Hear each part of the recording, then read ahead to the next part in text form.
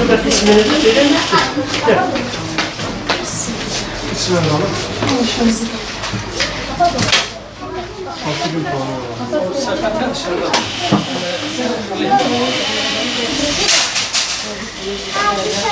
Puanınızı öyle mi? Öyle mi?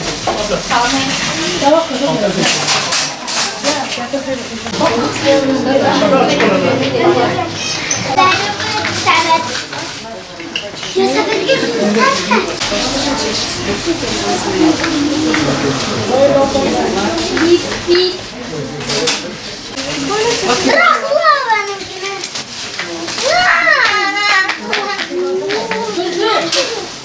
Umut Kervanı olarak Şanlıurfa'da bir giyim yardımında bulunuyoruz. Fakir, yetim ve muhtaç ailelere giyim yardımı yapıyoruz.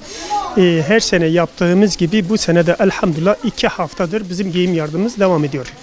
Daha önce biz giyim yardımı 2 bayramda ve kışlık giyim yapıyoruz. Bu sene bir ilki başladık. Bu sefer yazlık giyim de yapıyoruz. İnşallah yüzlerce aile yani binlerce çocuk gelip burada kendine yazlık giyim alacaklar. Geçen hafta yüzlerce aile gelmişti. Burada kendi ihtiyacını olan giyimini almıştı. Bu hafta da giyim programımız devam ediyor. İnşallah gördüğünüz gibi şöyle içeri cıvıl cıvıl çocuklar gelip kendi elbisesini kendisini seçerek ve burada kendi alışverişini yapıyorlar. Bu konuda bize destek veren hayır sahiplerden Allah razı olsun. Allah hayırlarını kabul etsin. Eğer desteklerimiz artarsa biz de aile sayımızı daha artarız. Çok teşekkür ediyoruz. Allah razı olsun.